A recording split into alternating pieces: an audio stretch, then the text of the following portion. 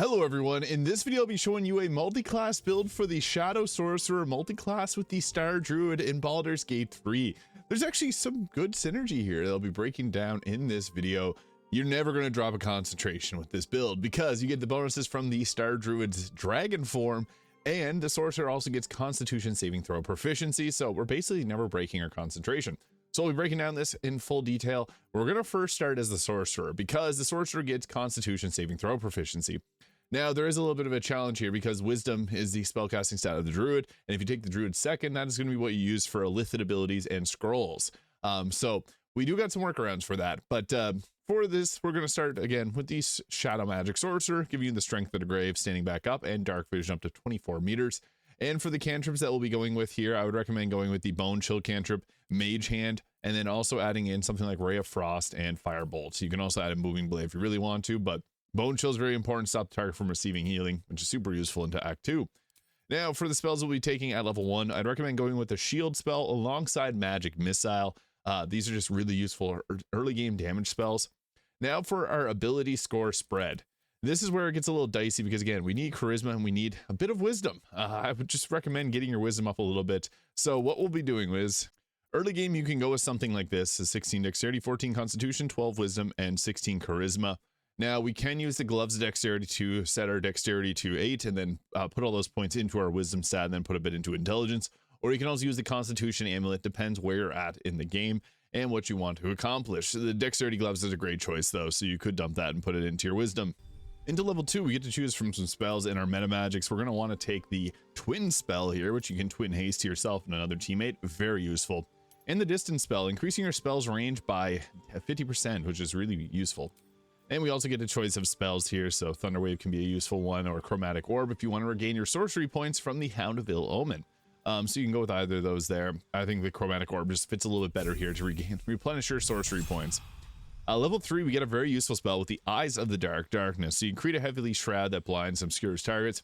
We also get Dark Vision using this, so we can actually see in our own magical darkness, which is extremely useful because it sets up a defensive barrier for your team. Now, there's 3 pieces of gear that you can deck your teammates out with to get blind immunity as well, so they can also camp out in here. It's being the Shar Spear of the Night, the Steel Watch Helmet, and then the Eversight Ring, which you can find in Act 2. So if you want your whole team to be safe in darkness, you can go with that, or take a Hexblade Warlock and take a Warlock in general and use the Devil's Sight. And then for level 3 spells we'll be taking, I think that Scorching Ray or Hold Person are 2 of the best choices, and then Misty Step is good too. I'm going to go with the Scorching Ray as it gives us a good damage option in the early game. And then for our bonus action, or for our meta magic, we'll take Quicken Spell to cast spells as a bonus action. We also get a bonus action ability from the Star Druid as well, so that's something to keep in mind. Level 4 gives us another cantrip, so I'd recommend going with even Friends, but we'll go Acid Splash there for the Acid Omens. And then we got another choice in spell. Again, Misty Step and Hold Person being 2 of the top choices there. You can even go Shadow Blade, but I wouldn't recommend it for the weapon choice, since we're going to be casting spells mostly. Now, early game, you can go with the Warcaster feat. This gives advantage on saving throws and maintain concentration on a spell. Really nice. You can get this benefit later on from the Constitution Amulet. But additionally, we can also go with the Alert feat for that +5 initiative. Going first is huge, especially as a spellcaster. Or we can also just take up our Charisma or our Wisdom stat there for better spellcasting. Once we get level 5, we get a level 3 spell. So this is a big option. Pick one of either of these 2. Fireball, they both do an 8d6 of lightning or fire damage. I think Lightning Bolt is my personal preference. I can usually hit more enemies with a Lightning Bolt, but Fireball is classic. We want to pick at least one of these spells before we add in the Druid because you need to have a damaging spell. You can also take Counter Spell, but I recommend taking that at Sorcerer level 6 because you don't want to delay your powerful spells for damage. So we're going to go with the Lightning Bolt. Now we can take the next level here and get the Hound of Ill Omen. This is actually a pretty nice power spike. And then we can also just take Fireball. Haste is also good again for the twinned haste. But the Hound of Ill Omen's a really nice help because we can be able to entangle people in spot. Here's when we're going to add in the Druid. So you get to choose some of the Druid cantrips. Thorn Whip and Shillelagh are fine. And for our prepared spells, I think it's best to take Create or Destroy Water because we can set up first action with Create Water, and then we can use a Quicken Spell to do Lightning Bolt, which is going to do double damage because water will double lightning damage. This is just huge. We can also take the Healing Word spell. That's nice for being able to heal a creature. And we can take Thunderwave now that we didn't take from the Sorcerer earlier, or Long Strider to increase movement speed by 3 meters. So that's really nice. Being able to get those early is super useful. But the best part about this subclass is we get it at level 2. So the Circle of the Stars, you get the Starry Form, Archer, Chalice, and Dragon. You also get Guidance. And we get our Guiding Bolt cantrip here, which is our spell, which can use a star map charge, so we don't have to use our spell slots on it. Very nice. And then we also get our Wild Shape forms, but we're going to be focusing mostly on the Dragon form here. So when you make a Constitution saving throw to maintain concentration on a spell, the result of a 9 or lower is considered a 10. So it's going to massively help your chances of not dropping concentration. And you also get a bonus action Dazzling Breath, which is in a cone. Very useful. The Archer is good too for the Luminous Arrow, but I think that the Dragon form just brings us more benefits, so we're going to go with that. Ice Knife can be a nice spell to cast if we get Silence, because we're not going to be much of a melee cast attacker, so getting one at least option to be able to deal with any type of silence is super useful. At this point, we're going to switch back and take the Sorcerer again, because then we get Ice Storm or Wall of Fire. Wall of Fire is a concentration that we could get a lot of use out of, but I like Ice Storm because this is concentration-free crowd control with the ice surface that it makes below. The same thing, Sleet Storm being a really useful spell, kind of same deal there. Now, Confusion's another good spell to take because this can confuse a large group of enemies. Counterspell again is useful, and Wall of Fire. I would recommend taking one of these 3 here. I'm going to go to Counterspell because this can be a very valuable spell to have. And for the next feat that we'll be taking, you can go with the Alert feat again. That +5 to initiative is massive, or we can boost up our Charisma all the way up to 20 there, or you can take your Wisdom up even higher as well. And then at level 9 here, we get our another sorcery point. We get level 5 spells, which gives us Cone of Cold. Very effective spell, 8d8 cold damage, which can be doubled thanks to our Create Water. So that's going to be some of the best damage that we got in the game.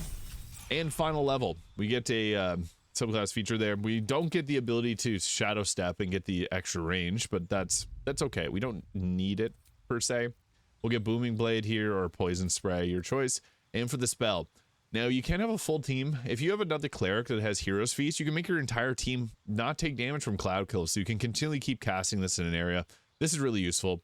Then you can also have your cleric use Spiritual Weapon to draw enemies towards your Cloud Kill. Nice too. Hold Monster being a very effective spell. And Insect Plague is good too, because you can create difficult terrain, does 848 of piercing damage, and it's a concentration we won't drop. So Cloud Kill, if you have a team surrounding it, Insect Plague is okay. Hold Monster being a very useful spell. Wall of Fire, also very useful. And Haste, which is probably the best choice here, because Haste just buffs up your team so much. +2 to armor class, and you can twin it to another target, which is really great. And for the meta magic, Subtle Spell lets us cast with Silence again. It's our only really weakness. And you could even go with the Careful Spell as well if you didn't want to take Subtle Spell. As level 11 would have given us a Shadow Walk, but I'm using a mod here, so we're just going to cancel that there. And early game armor, the Armor of Landfall, I guess not really early game, but this gives a bonus to spell save DC and gives advantage in Constitution saving throw checks. So if you didn't take the Constitution Amulet, this is another great option for armor. So we'll be rolling with the Hood of the Weave. This gives a +2 bonus to spell save DC and spell attack rolls. Early game, you could use the Helmet of Arcane Acuity and then use an Arrow of Many Targets to get a +10 to your spell save DC. That's probably the best way to boost up your spell casting early game if you wanted to. But you can also go with some of the other options that you have in the early game. Like the Arcane Synergy Diadem here can give you bonuses on your attacks if you want to use Shillelagh alongside that, so that can be useful. But I do think that the best choice would be the Hood of the Weave later on. You can also go with the Pyro Quickness Hat, however, because this gives you an extra bonus action if you deal fire damage with a leveled spell. So late game, that can be good because if you drop a Fireball, that gives you an extra bonus action so that you can use a Quicken spell, or you can then also use your bonus action abilities. Cloak of Protection gives us a better armor class. Robe of the Weave gives us a +1 bonus to spell save DC and spell attack rolls. And if you succeed a saving throw, you regain 1 to 6 health points. If you're going with this, though, you want to have a Scroll of Mage Armor here at the ready, just because that Mage Armor will boost up your armor class to 24, so that can be good too. We also get the Luminous Gloves here, so when we deal radiant damage, they take 2 turns of two sacks of Radiating Orbs, minusing their attack rolls. We got some great options. We got our star map there, so we have 2 chances to do that. And then we have our bonus action ability as well. The Ace of Shoes for +1 armor class, and then I also got the Coruscation Ring here, so whenever the wearer deals spell damage while illuminated by a light source, they also inflict Radiating Orb on the target for 2 turns. So again, really big buff here. And then we also get the Ring of Protection, Amulet of Greater Health for that advantage on Constitution saving throw checks. Also got the Markoheshkir Staff. This will give us access to level 6 spells that we're missing out on. So you can take the Chain Lightning there, very, very effective, and it gives you a +1 bonus to spell save DC. And then we also got Viconia's Walking Fortress, giving advantage in saving throws against spells, and spell attack rolls against us will have disadvantage. Further helping us out, not getting our concentration broke. I also like the Hell Rider longbow. +3 to initiative is massive, so we'll be rolling with that and showing off what that looks like in terms of combat. All right, so first things first, you want to get ourselves into that starry form dragon as soon as possible. And then what we're going to be doing, so we got a few options. We have concentrations that we want to set up since we have such big benefits from having concentrations up. So we have 7 sorcery points after summoning in our dog. The dog does last through long rest, so you can regain and get that 10 sorcery points.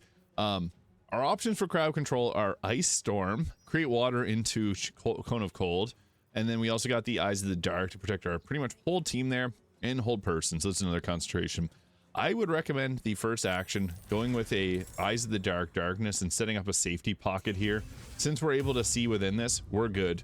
And our dog's immune to blindness too. They're blinded, so we get advantage on our attacks against them.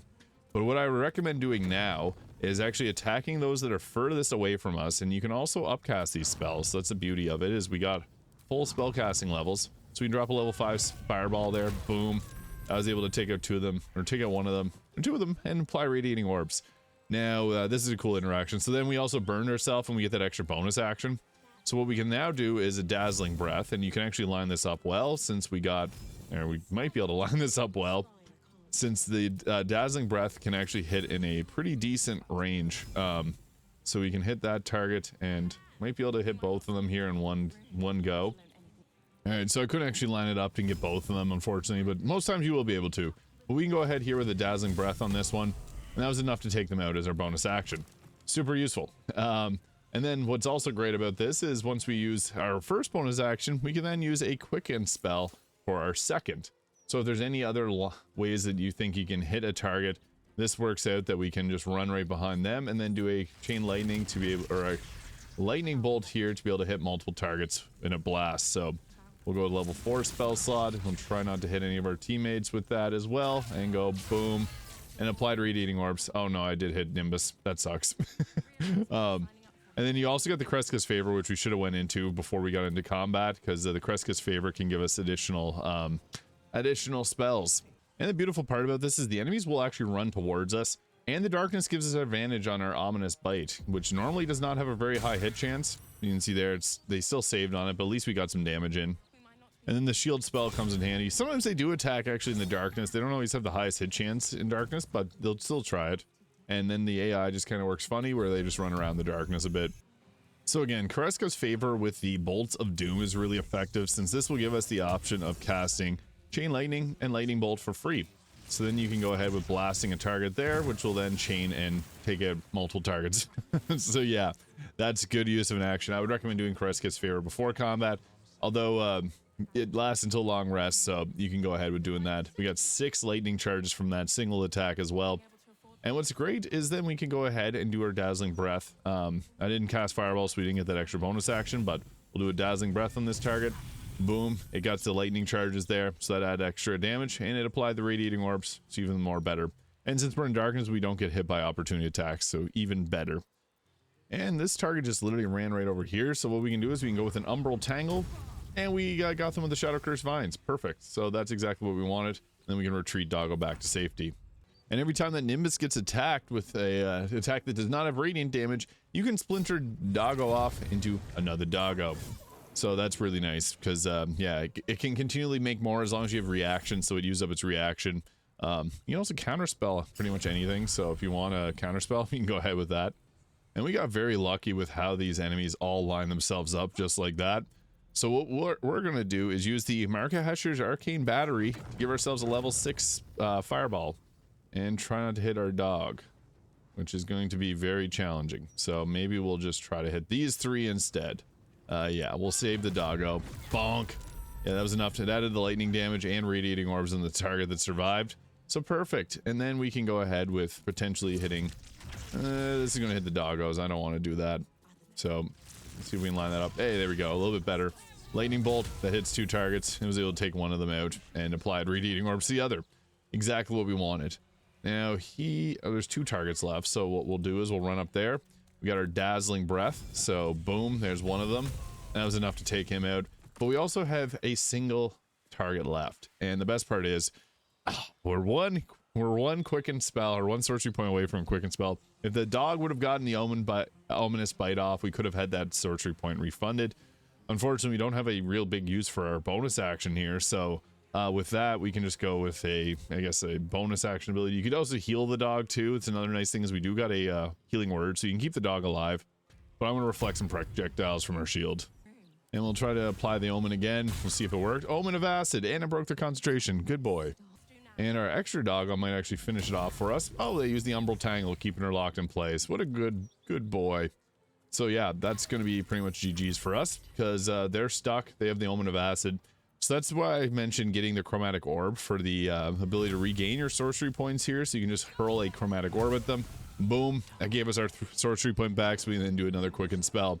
So yeah, that is a very powerful Star Druid multiclass with the Shadow Sorcerer. So it's a Shadow Druid Star Sorcerer multiclass in Baldur's Gate 3. You're not dropping your concentration. Darkness being one of the most useful concentrations, and especially so if you have a whole team spec around it. But you can even just hang out in your Darkness Twilight Zone. Or you can drop down like Wall of Fire. You can do your Twinned Haste on 2 targets. So you got a lot of combat options. Very powerful and a lot of fun to play with. So let me know your thoughts in the comments. Hit the subscribe button below if you haven't already, and I'll see you all in the next video.